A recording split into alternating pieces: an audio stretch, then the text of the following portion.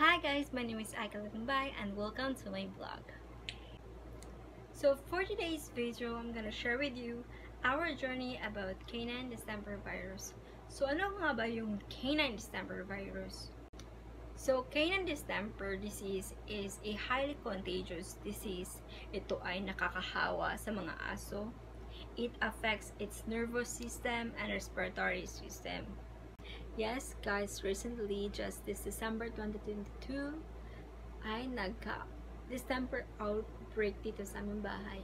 So, I have 6 dogs dito sa bahay namin. And, actually, yung isa, si Yuri, way back 2020 ay nagka-distemper na siya. At luckily, ay nagka-survive. Na-survive niya yung distemper thing niya. At now, distemper survivor na siya. Pero guys, just recently, December 2022, nimbalik na sa dang distemper sa amo, ug naigura sa lamong mga iro ani nga virus.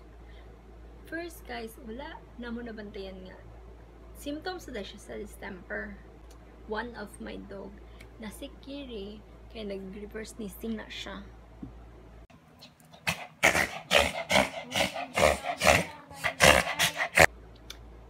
So, and we thought nga, normal lang ng reverse sneezing, mawala na yun. Kasi according sa YouTube, mawala na yun na siya. But then, sa next day, kanang reverse sneezing kay, nahimo na siyang ubo. Nagkaubo na siya. Tapos, ilay ang ubo ka naman siya gusto ka. Tignan siya gusto isuka yung ubo.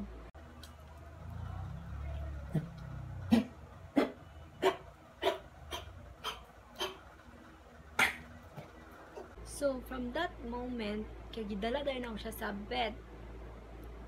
And then, according sa bed, kay reverse sneezing lang. Tapos, ubo lang. So, itagaan dahil may reseta nga pang ubo. Sumoto siya ang Broncure. Pero aside sa Broncure, kay listahan sa mi og antibacterial o vitamins. And then, nanguli na yun mi. Pero, pagkaugma na sad, kay na-notice na ko nga nagpitik-pitik ang iyang ulo.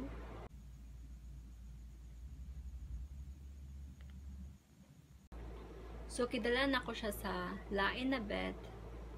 And ipakita dahil na ako ang video na na-reverse sneezing siya, na nagubo siya sa bed. So, according sa bed, kay symptoms daw to siya sa distemper. Tapos, kipagawas na yun mi sa clinic kay bawal manggod ang distemper patient sa sulod kay makatakot ang sakit. Tapos, ki-undergo din siya og distemper test kung positive ba siya or negative. Mga 5 minutes kay nigawas na yun ang result na positive siya sa distemper. Okay, explain dayon sa mga sa bed kung sa ang distemper, ang sa yung mga symptoms, sa mga dapat buhaton. Tapos, ang distemper jud kay case-to-case basis jud siya, nakadepende sa iro kung makasurvivor siya or dili. Sa pag tagaan nimo siya og kumpleto nga mga tambal, shots pang distemper, kung dili jud kaya sa lawas sa iro is dili siya makasurvive. So, kitagaan siya og Hanglob day na shots na 1-2 per shots. Tapos, anang kitagaan mig reseta tong antibacterial, polynerve na para sa twitching, like pitik-pitik sa ulo, and vitamins. Tapos, anak kanyo ulit. Pero, ki-advisean mi na mubalik pagkaugma para sa yung Hanglob tea na shot.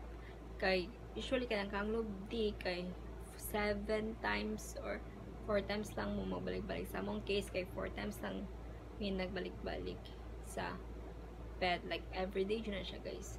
And like, kung distemper, ang sakit sa mong iro, magod kay, dili siya pwede i-confine sa clinic. Dapat sa balay siya i-treat. So, sa balay naman siya, sa balay naman siya kiatiman.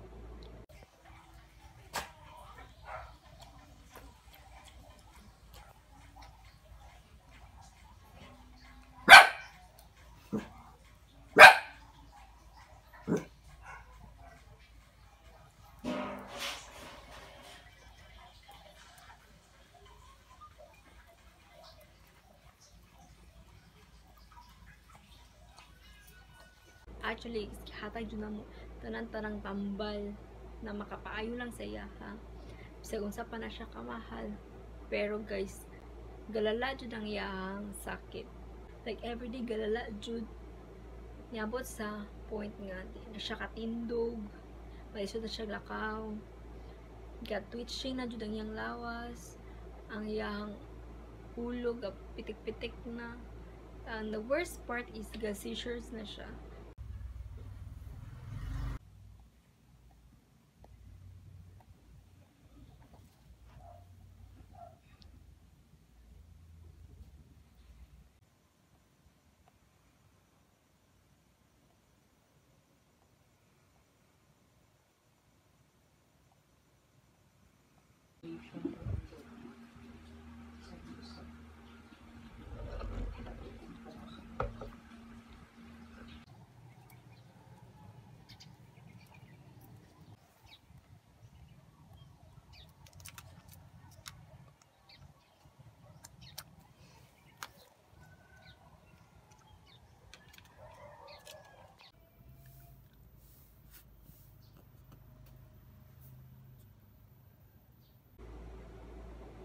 And wala na dyan siya kakaya. Namatay siya. Tanang tambal ang gihatag.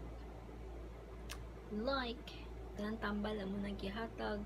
Like, 24/7 katutok yun siya ha. Pero kasi hindi lang siya ang nagka-distemper. Tulo sila positive sa distemper.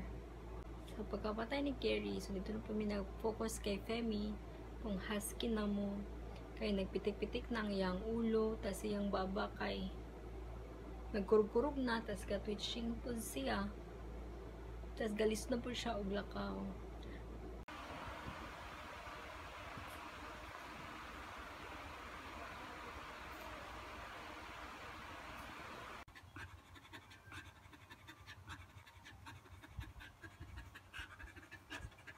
So, gidala pa naman si Femi sa bed para matagaan ang kagnog di na shots.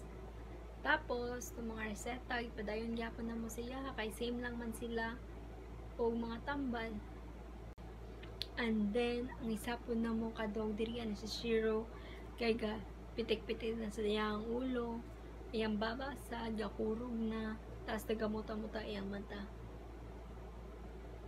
Same lang gyapon na mong ginahatag sa iyang tambal. Kumutak suga ha. Check na ko. Oh. Huwag man lagi liray at. Patay, balik dyan ni ba?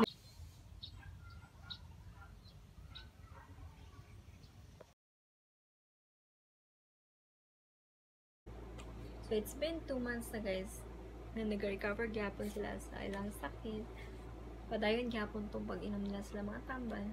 So, unsa mga tambal na ginainom nila or ginahatag na mo sila.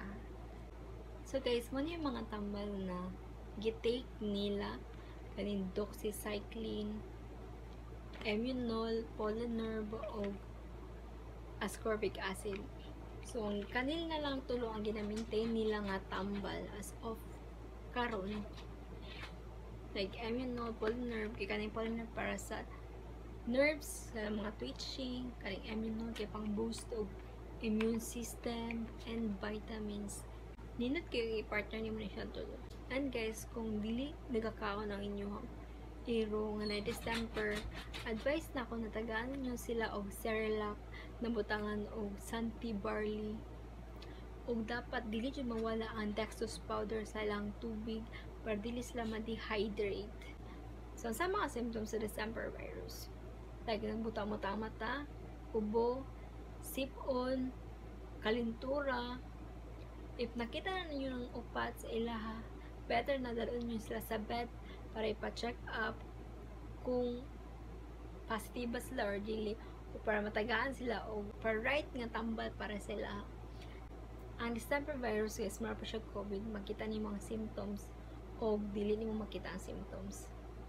And kinawi mga case sa distemper nga dira lang nimo makita, dira ra ka makabulong ng distemper na nga ana siya sa lala nga part sa distemper, like twitching na sila, seizures na, pagka nasa sa stage ngayon ana lisod na ka og recover, so better kung makita na nyo ng mga symptoms kay dalo na siya sa bed.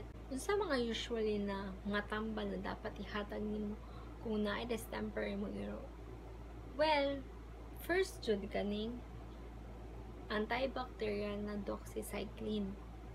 Tapos kung naay ubo, kung nagkaubo ang imo iro, kung naay ubo imo iro, or sipon, bronchur, tapos Eminol, vitamins, and Polnerve. Mura dyan ang ginamintain na mo mga tambals para sila. And that's it for today's video. I hope na mo na-learn and nakuha na information in the video. Please do subscribe our channel and don't forget to hit the notification bell para updated mo sa mong next video or update na video about silang recovery. That's all. Thank you. Bye!